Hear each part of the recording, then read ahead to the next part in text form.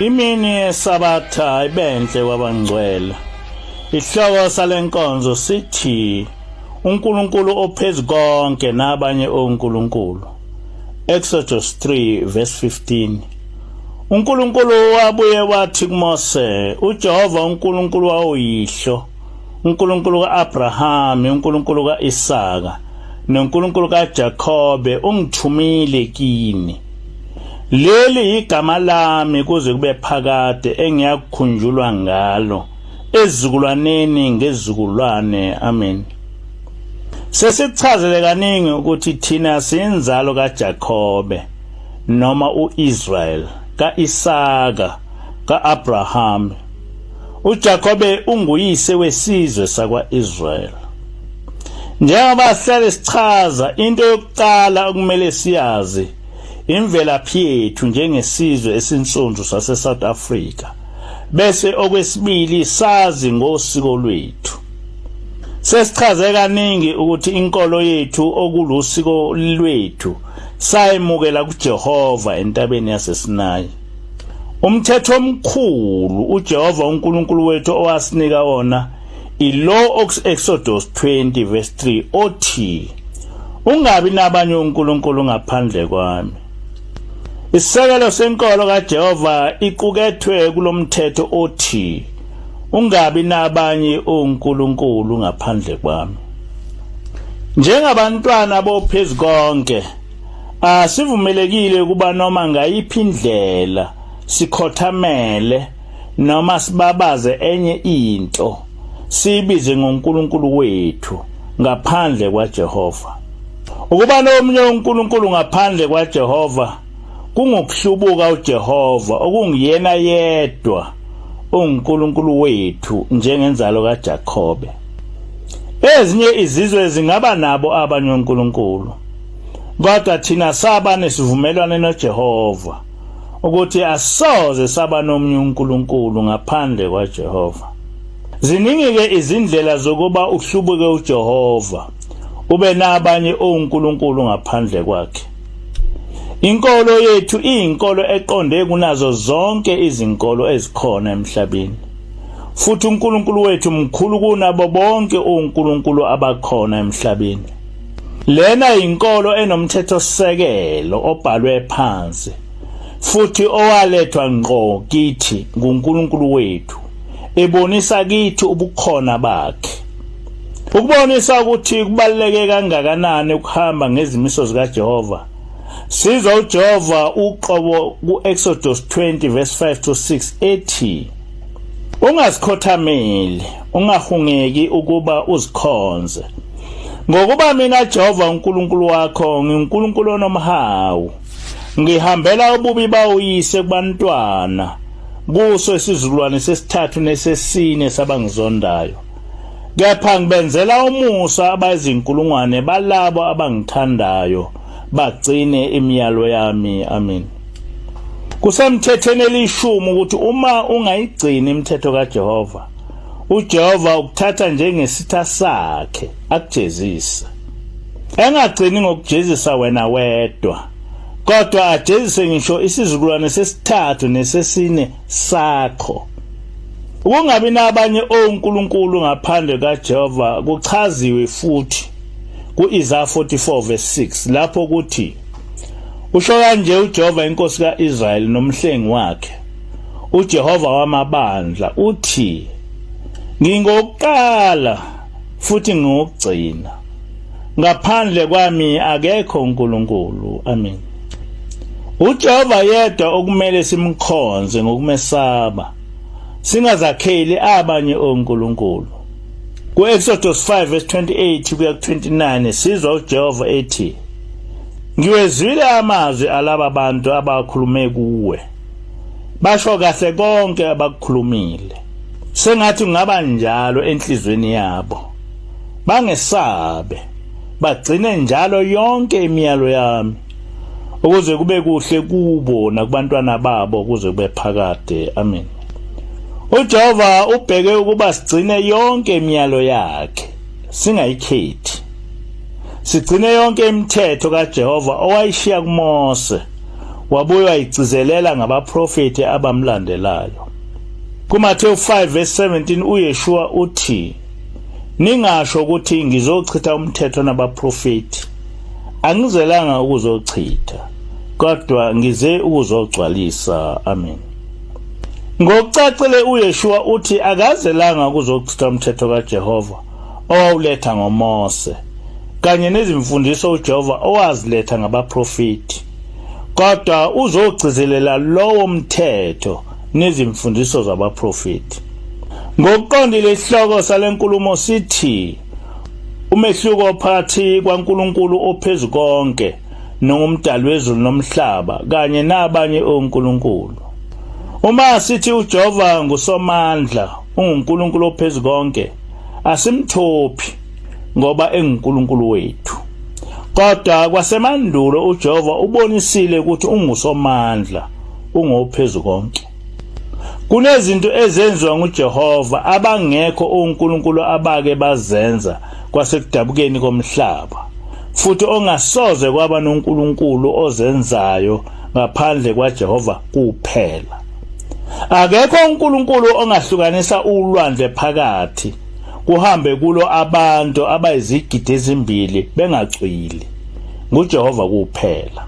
Akekho unkulunkulu ongahamba nabantu iminyaka engama40, emini behambe nefu, ebusuku behambe nomlilo, nguJehova yedwa.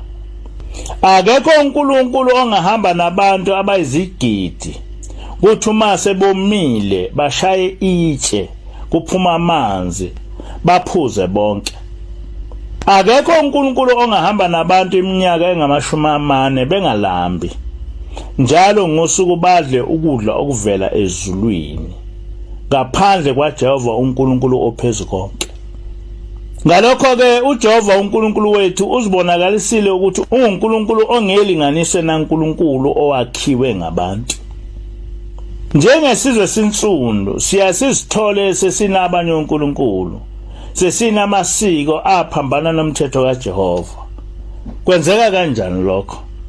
Ngabe njengesizwe sikaJehova asizange yini sifunde izinengiso zabezizwe owayethe uJehova singazifundi? Lezi zinengiso zase ziba usikompilo lwethu na? Ibandla lamaNazaretha uShembe walifundiswa ukuba likhonze uJehova kuphela, lihambe ngezimiso zakhe.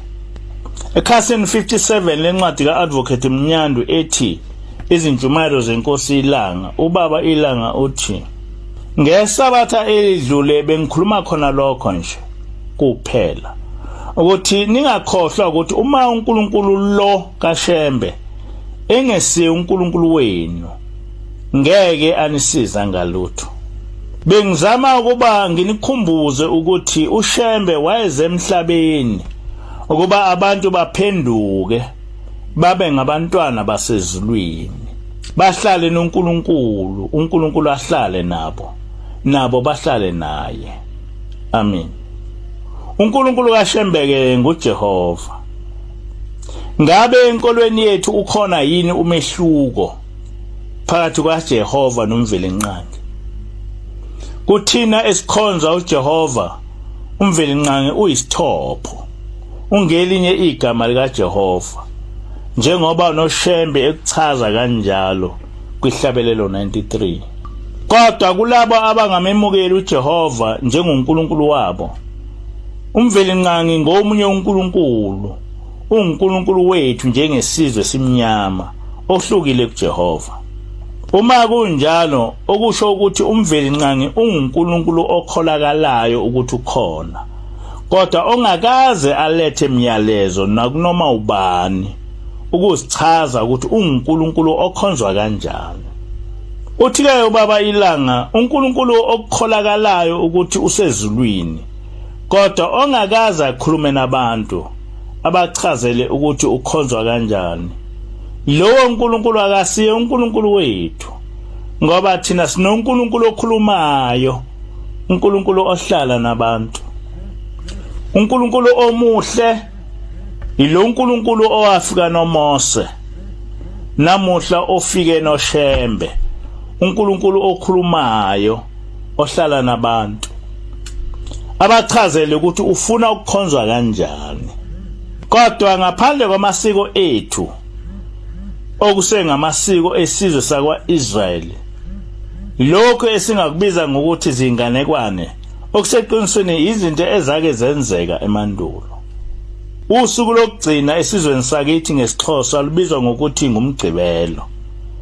Igama elithi gqibela lisho ukuthi gcina noma qeda. Lolu suku luwusuku olulodwa ngokwenkolo yethu neSabatha. Umbuzo uthi zaqondaniswa yini lezi zinsuku? Kunenganekwane ethi kunenkosikazi ethwele izinkuni esenyangeni eyajeziswa ngoba yatheza izinkuni ngomgqibelo. Kodwa le ndaba ikhona eBhayibhelini lapho owathi uNkulunkulu umuntu otholakale etheza ngeSabatha akabulawe. Numeri 15 verse 32 kuya 36. Emandulo kwakunabantu abade ababedla abantu amaKhenani abagcina sebebizwa ngama-cannibal ngesizulu okungamazimzulu. Namhla sinezinganekwane zamazimu ayedla abantu, kodwa okuseqinisweni le akusiyo inganekwane ngoba zigigaba okukhulunywa ngazo eBhayibhelini ezenzeka esizweni sakwa-Israyeli. Uma sithi thina asihlanganise lutho nesizwe sakwa-Israyeli, kwenzeka kanjani ukuthi isigameko namasiko empilo akwa-Israyeli atholakale esizweni sakithi? Sinamasiko okweshwama, amasiko okungena owesifazane, amasiko okungcola kwesifazane nezikhathini ezithize, namanye amaningi atholakala eBhayibhelini. Umbuzo uthi uma singahlanganise lutho namaHebheru, lamasiko kwenziwa yini ebesesizweni sakithi kodwa engatholakali esizweni esimhlophe okuthiwa yisona amaHebheru? Ku-Exodus 34 verse 10 to 14 uJehova uthi, bheka, ngenza isivumelwano phambi kwabo bonke abantu bakho. Ngiyokwenza izimangaliso ezingakaze zenziwe emhlabeni wonke naphakathi nezizwe zonke.